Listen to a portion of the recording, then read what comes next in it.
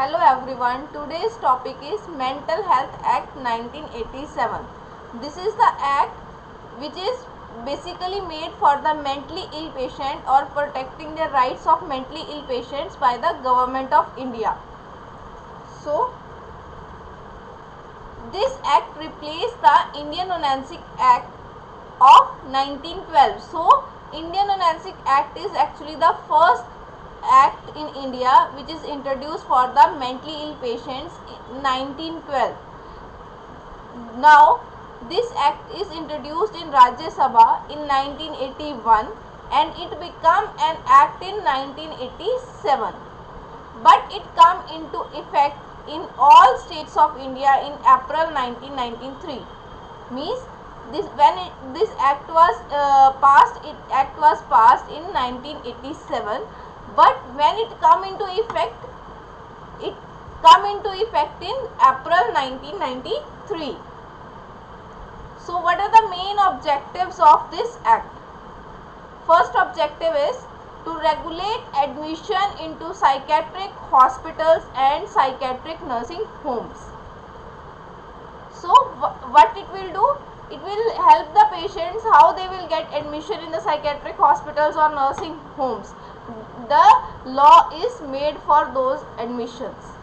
To protect society from the presence of mentally ill person. So sometimes the mentally ill person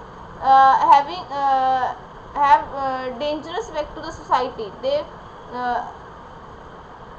break the rules of the society. In that case, what the society will take the actions, what are the norms and for that particular time. So these all protected society rules and regulations are also made in under this act. To protect citizens from being detained in psychiatric hospitals or nursing homes without significant cause, means without a proper cause. Sometimes in some cases from the family somebody is proven that this is having some mental problem to this person, and they will detain that person in the psychiatric hospitals to prevent that kind of detention. So nobody without a particular cause, they will not be admitted in the psychiatric hospitals or detained in the psychiatric hospitals. To regulate maintenance charges. So what is maintenance charges? Maintenance charges is actually the charges which is used for the patient care during their hospital stay, during the psychiatric hospital stay. So if the for example, if any patient is admitted in the psychiatric hospital, on the time of admission the relatives are there, they spended the money, but afterwards or either it is not there. So who will take care of the charges, which medication, their food, their maintenance, everything? Who will be responsible for maintaining all the things? All these guidelines are made in this act. To provide facilities for establishing guardianship of mentally ill persons. So sometimes the mentally ill person having less mental ability, so they will not able to justify their things, like they need guardians for themselves, like if they are having a property, if they are having any authority, but they are not able to maintain that property, or they are not able to maintain their account, but they are having some amount in that account. So who will take care of that things? Or if the patient needs care, so who will take care of that patient? So all things would be written under this act. To establish center and state authorities for mental health services. So they also establish the state level as well as center level mental health services. To regulate the power of government for establishing, licensing and controlling psychiatric hospitals and nursing homes. So what they will do? They regulate the power of government. They tell the government, like the state government also, so how you will establish a psychiatric hospital, how you will get a license to establish a psychiatric hospital, who will control the psychiatric hospital or nursing homes. To provide legal aid to mentally ill persons at state actions in certain cases. In certain cases, if the legal cases are there, legal aid is required for the person, mentally ill person. So how that will be provided to that persons? So now we are moving to the chapters. In this Mental Health Act is divided into the chapters. In all the chapters, they are dealing with the particular things. So first chapter is basically for the preliminary definitions, which all the definition which are included in this act, how we will deal with that particular conditions. So all the definitions are in this act. So first is mentally ill person. This definitions defines you to whom we will tell that this is the mentally ill person. We can't say mentally ill person to anybody. So a person who is in a need of treatment by the reason of any mental disorder and other than mental retardation. Means mental retardation patients are not considered as a mentally ill patient. They are mentally retarded, but they are not mentally ill. So those persons who are having a mental disorder, so for those persons only we can use the word that is mental illness, that is mentally ill person. Second is mentally ill prisoner. Mentally ill prisoner. A mentally ill prisoner for those detention in or removal to a psychiatric hospital, psychiatric nursing home, jail or other place of a safe custody and order referred to in section 30 has been made. Means to whom we will say it is a mentally ill prisoner for those who need jail or safe custody, but they are mentally ill or they are detained in a psychiatric hospital or in a jail, but they need safe custody and who committed some crime. For those people we are saying these are the mentally ill prisoners. Next is cost of maintenance. Cost of maintenance means in relation to a mentally ill person admitted in psychiatric hospitals or psychiatric nursing homes shall means the cost of such item as the state government may be journal or special order specify in this bill. Means I already explained you what is the cost of maintenance. Means what are the maintenance charges which the government has to pay to particular psychiatric setting for the treatment of the mentally ill person, that is known as the cost of maintenance. Next is district court. District court means any area for which there is a civil district court, that court and in any order area of a principal civil court of original jurisdiction and includes any other civil court notified by the state government. Means district court is a court which is established as a civil court in a particular area for the mentally ill persons, that is known as a district court. For the matters of mentally ill person they are dealing. Next is inspecting officer. A person authorized by the state government or by the licensing authority to inspect any psychiatric hospital or psychiatric nursing home, that person is known as inspecting officer. Next is license. To whom we can say it's a license. Means a license guaranteed under section 8. Like we need a license, actually it is a license basically for the psychiatric setting. When we want to establish any psychiatric hospital, psychiatric nursing home, we need to take a license from the government, state government and the central government. That is the license under section 8. Licensee, we can say licensee, the means the holder of a license, to which person the license is given, that person is known as licensee. Licensed psychiatric hospital. A psychiatric hospital or psychiatric nursing home, as the case may be, licensed or deemed to be licensed under this act. Licensed psychiatric hospital which is licensed under this act under section 8 that is known as licensed hospital. Licensing authority, to whom we are having this authority, such officer or authority as may be specified by the state governments to be licensed authority for the purpose of this act, that is known as licensing authority. Those having authority, that officer is having authority to make a license after inspecting that hospital condition, their facilities, everything. Next is medical officer. So who is the medical officer in this condition? In according to this act, the graduated medical officer in the service of government and included a medical practitioner declared by a journal or special order of the state government.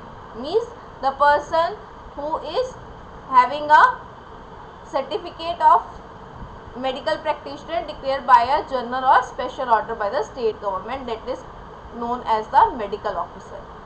Next definition is of minor.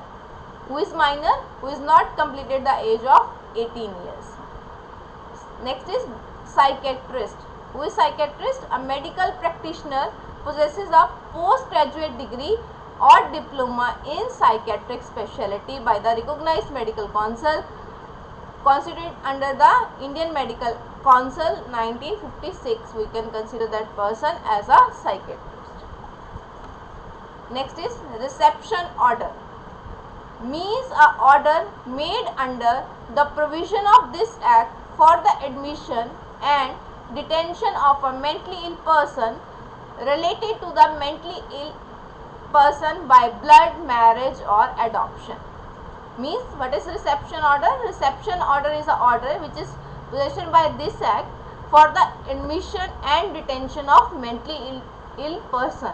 It may be related to the mentally ill person, the person who is want that patient would be admitted, psychiatric patient would be admitted in the psychiatric hospital. It may be by the blood it is related, or by marriage or by adoption.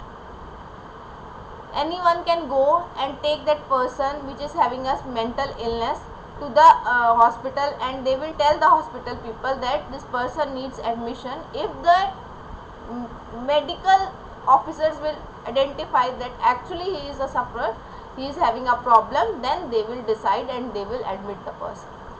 Next is temporary treatment order. A temporary treatment order passed by a magistrate under the section 20 or 21 means temporary treatment orders. This order is passed by the magistrate, and for it's a, by the name itself it is denoting their particular term, that is temporary treatment order. Temporary means for some duration of time.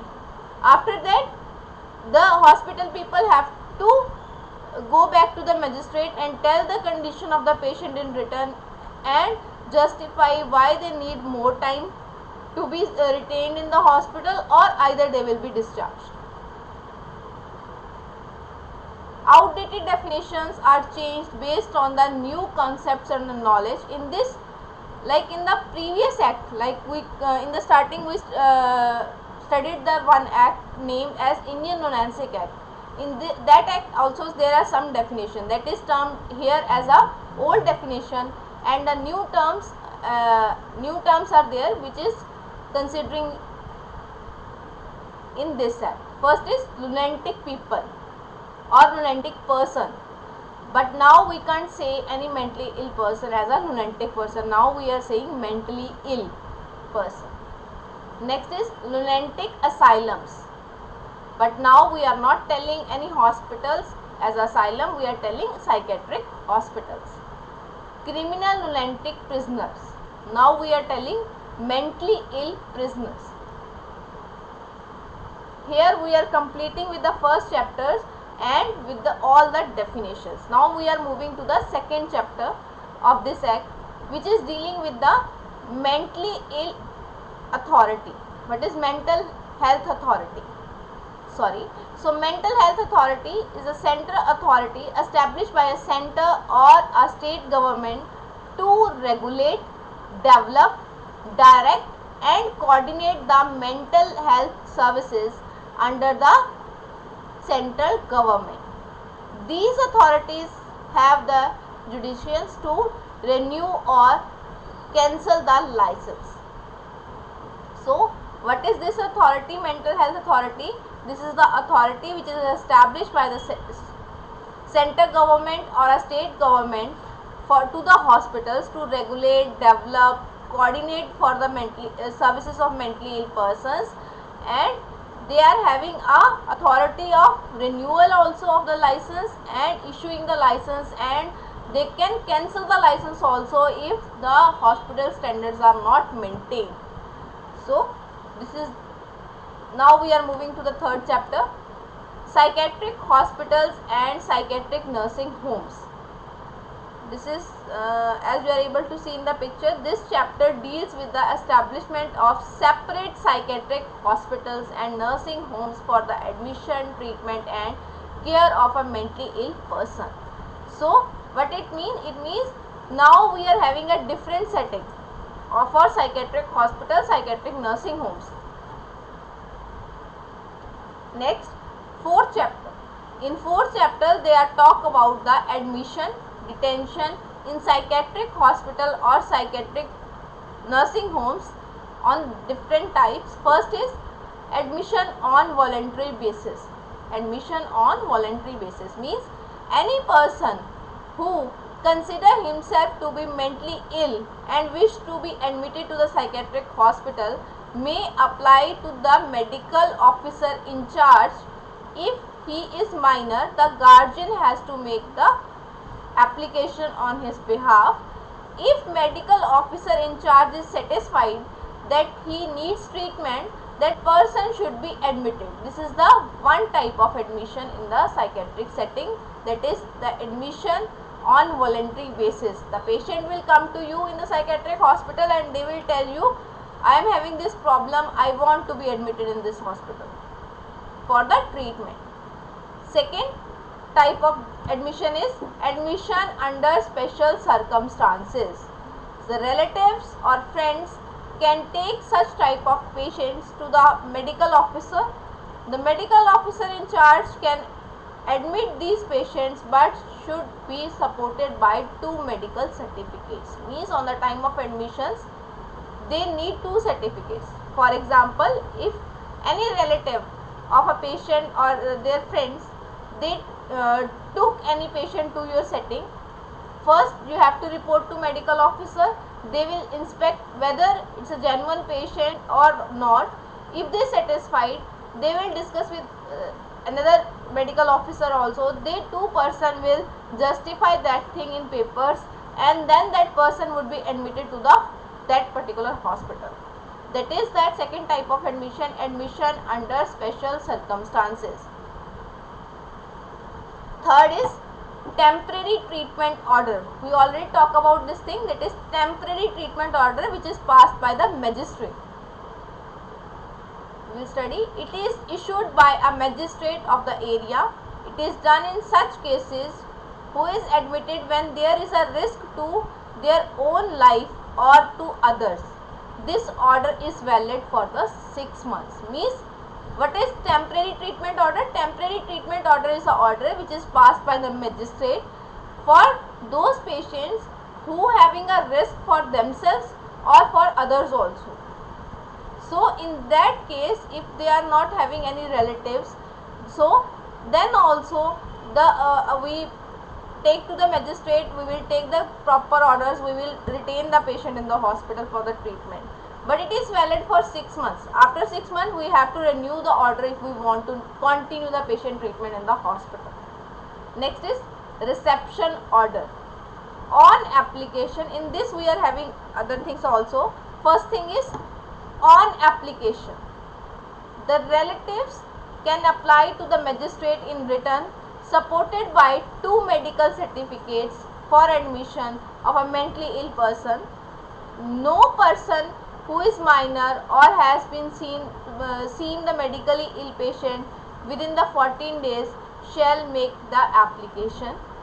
The medical officer can extend inpatient treatment to more than 6 months by making such application to the magistrate. Means this reception order also, it's a kind of order which is passed by the magistrate.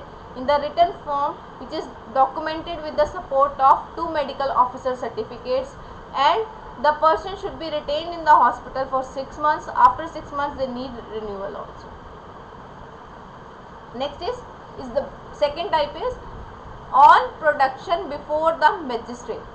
Means the person is not in the condition that we will take the patient to the magistrate. So in that condition, in the starting onwards, if any person come to you, how we will tackle for those patients? Mentally ill patient exhibiting violent behavior, creating nuisance in or dangerous to the society, can be detained by the police officer and produced in court within the 24 hours of their detention, supported by 2 medical certificates. Means this is the example, like sometime roadside we are saying the person who is mental condition is not stable, they are roaming here and there and they are creating nuisance in the society. So what the police people will do, they will took the person to the nearest psychiatric hospital.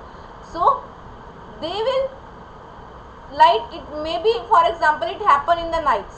So what is we can't give the treatment to the patient? No, we have to treat the patient. So we will take the admission on that time, but in the morning, within the 24 hours, that police officer have to go to the magistrate with the documents of that particular patient from the medical officer, that this is the person, this needs treatment, this is founded here in this place, creating nuisance, whatever it is the issue, and that procedure is known as, means before, if the person is not able to go to the magistrate, then also we will detain, we will treat the patient. Afterward we have to show to the magistrate and take proper orders for their treatment.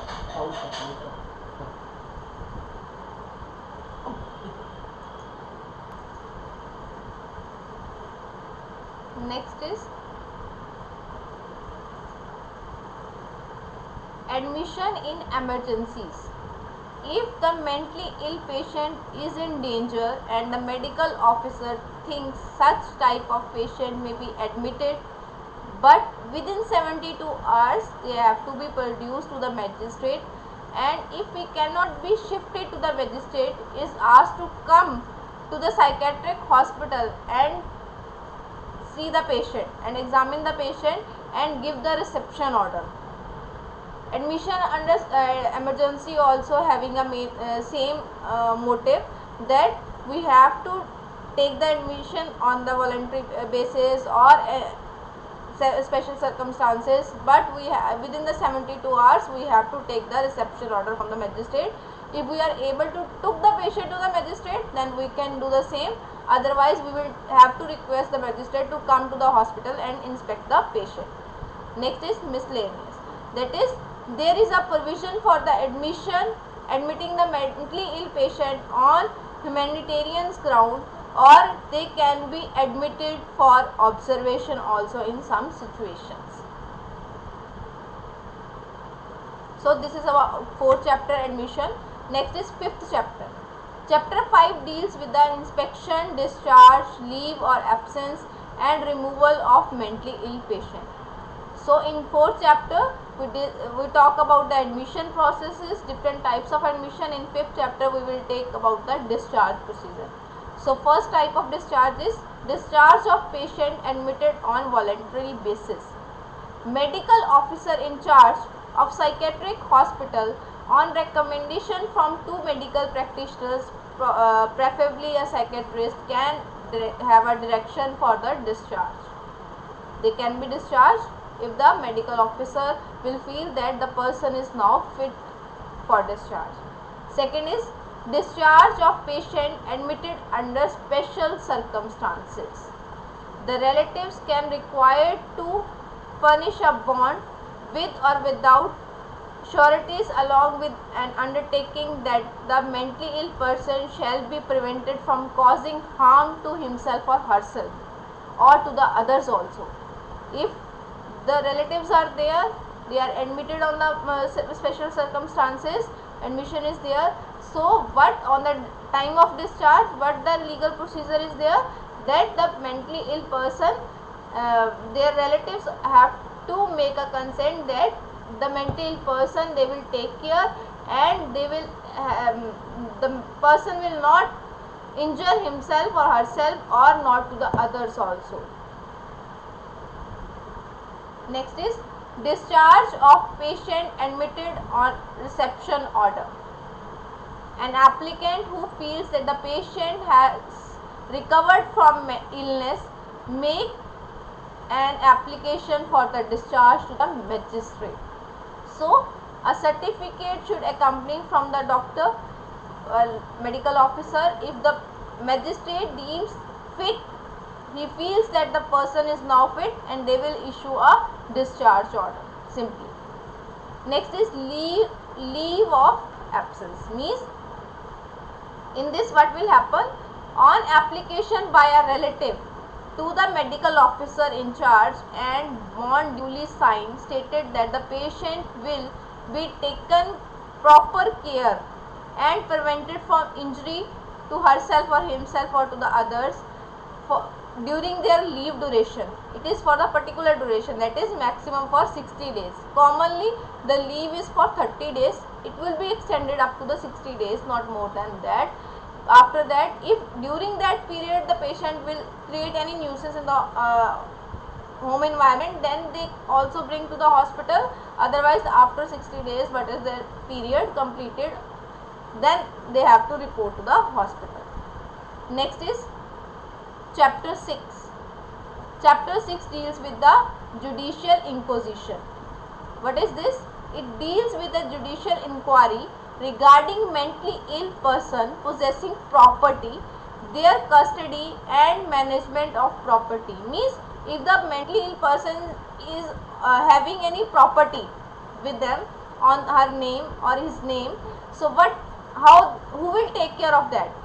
According to this section 54 bracket 1, a guardian may be appointed by the court of law on behalf of the aged mentally ill person incapable of looking after herself or their property.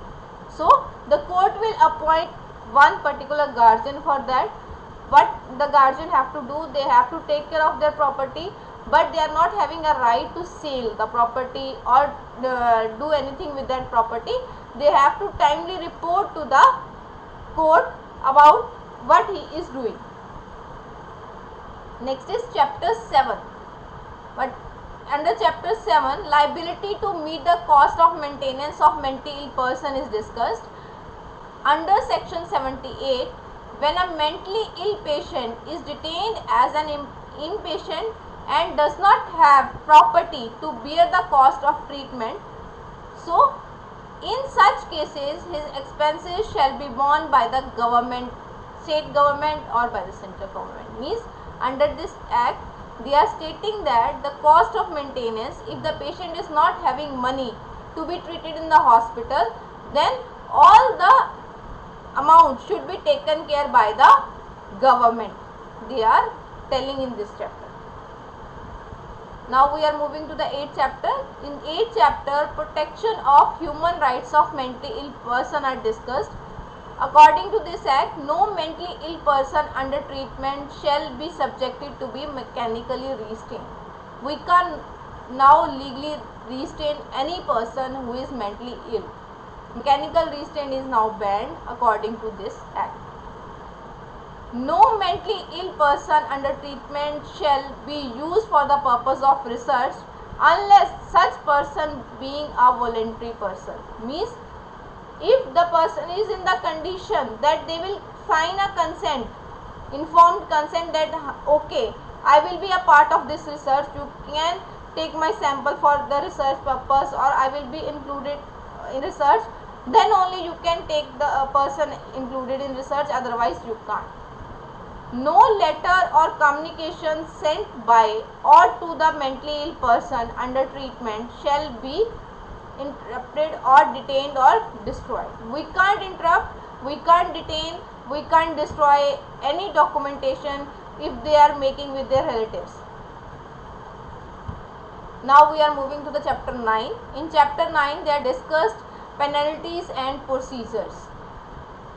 It deals with the procedures to be followed for the establishment and maintenance of psychiatric hospitals and nursing homes. So what are that? Penalties can be relatively severe except for the some condition converting them, like Article of 6(1) of Mental Health Act prohibit the running of psychiatric hospital, psychiatric nursing home without license. If we are not having license to run a psychiatric hospital, we can't run a psychiatric hospital or psychiatric nursing home. Under Article 11(1)(b) says that the licensing authority can revoke the license if the maintenance of the house is being carried out in a manner that is not proper. If they are not satisfied with the physical layout, if they are not satisfied with the patient treatment, they can revoke the license anytime. Now we are moving to the last chapter, that is chapter 10. In this, the other miscellaneous things they discuss, that for example, conduct of medical officer in charge of the hospital, how they have to work, prepare the reports of modulus period of the time, that is every 6 months, that have to send to the higher authority, that this is the status of last 6 months. The medical officer in charge is responsible for supply of all requisites to the psychiatric hospital. They are the overall in charge, they are responsible for all the things. Now we will summarize the topic. In summarization, we will in this chapter what we discussed. We discussed about the various 10 chapters which is included in this Mental Health Act 1987. In all these chapters, like in first chapter they discussed about the preliminary definitions. In second chapter they moved to the next part. Other admission, discharge, everything we discussed in this chapter. According to this chapter discussion only, we have to set a psychiatric setting if we want to set any psychiatric setting. If we want to manage the psychiatric patients, we have to take admissions under this act only. We can make the discharge under this act only. Thank you so much.